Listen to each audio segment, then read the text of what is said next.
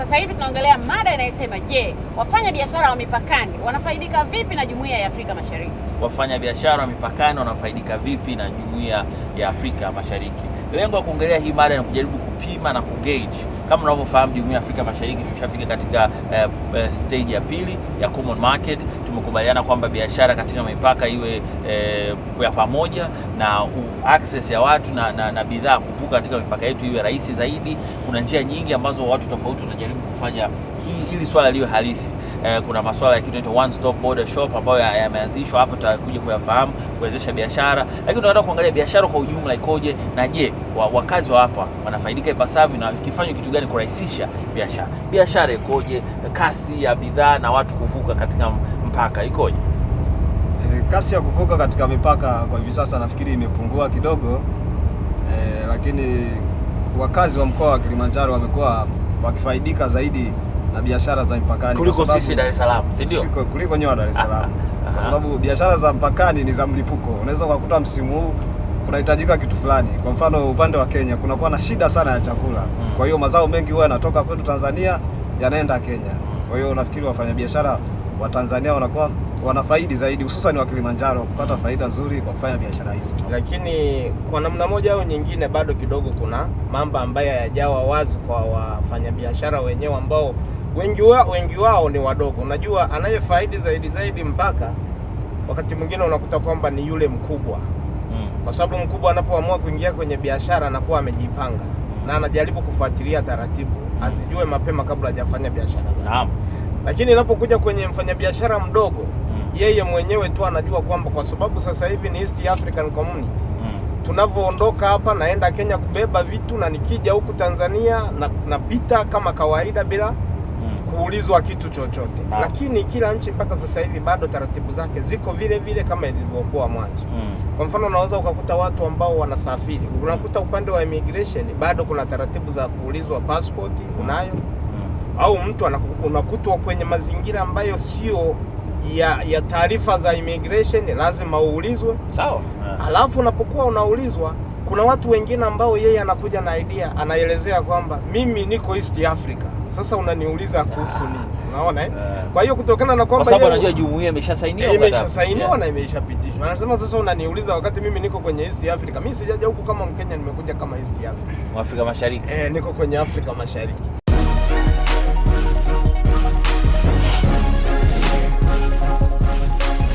One Stop Border Post maana yake ni kituo cha pamoja kwenye mipaka kati ya nchi na nchi, mfumo ambao umeasisiwa katika Afrika Mashariki nzima, ambapo taasisi za nchi mbili zinafanya kazi kwa pamoja kwa ushirikiano, hivyo kupunguza muda wa ucheleweshaji.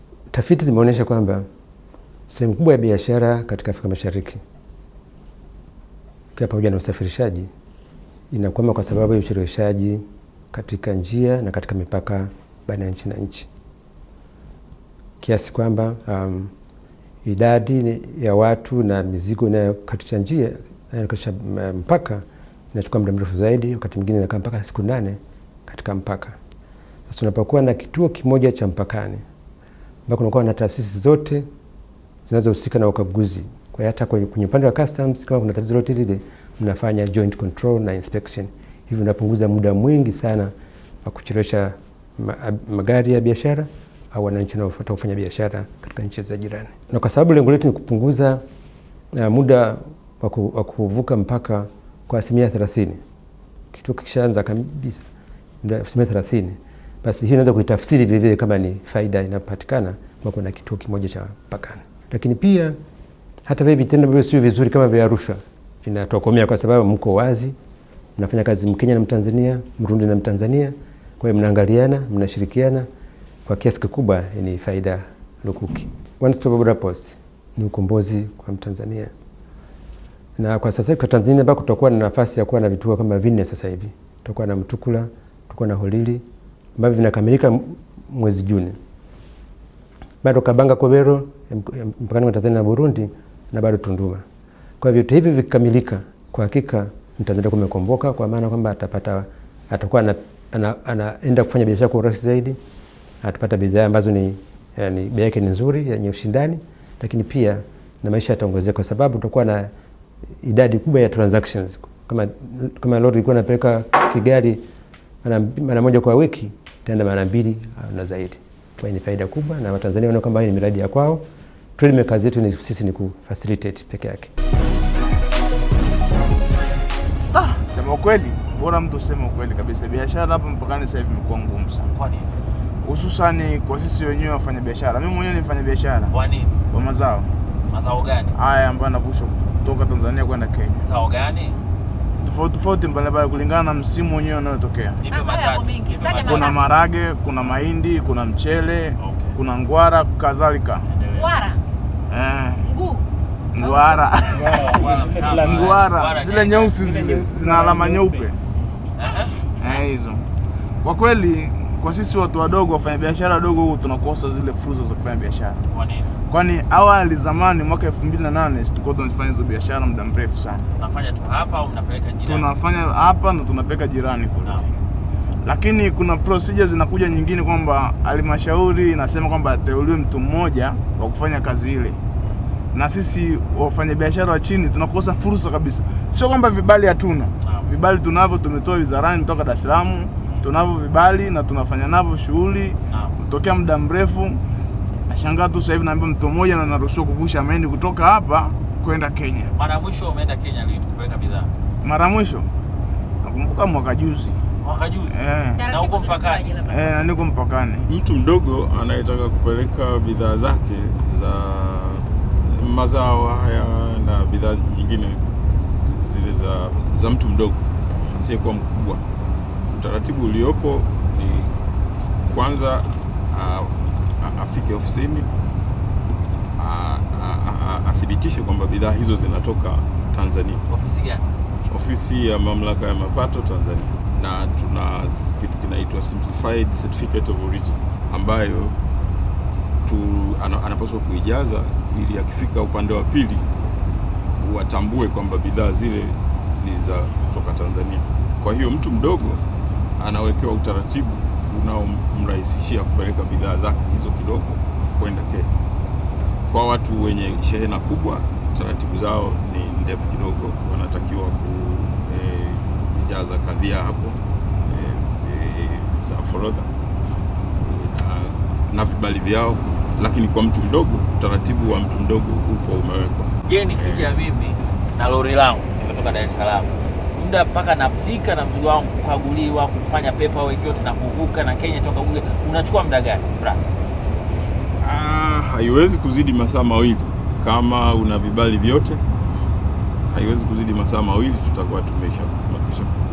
Mambo ya passport nini? Ni lazima atambuliwe kwamba ni Mtanzania, na kinachomtambulisha ni wazi ni hati ya kusafiria, passport. Ni lazima awe nayo ili akifika kule wamtofautishe na watu wengine wasiotoka Tanzania. Nikiwa na kikaratasi kile cha kupigia kura ambapo inaonekana kabisa ni Mtanzania, picha yangu ipo na jina langu lipo na kila kitu. Sio passport hiyo. Subiri. Ile naye kutambulisha vile vile. Si Mtanzania jamani. Si nimeandikwa mle. Uongo jamani. Hatuna vitambulisho. Ile naruhusiwa siruhusi. Sijakata passport. Uwezo kukata passport sina. Lakini ninacho kile kitambulisho kuonyesha kwamba mimi ni raia wa Tanzania na nipiga kura wa Tanzania na nina kitambulisho changu kile. Je, hiyo inakuwaje? Kile ni kitambulisho cha ndani. Tena umekisema vizuri wewe mwenyewe, ni kitambulisho cha mpiga kura wa ndani ya nchi yetu. Kinatambuliwa ndani ya nchi yetu. Sio hati. Unapokwenda nchi jirani au zaidi ya hapo, unahitaji kuwa na utambulisho rasmi unaofahamika kule unapokwenda.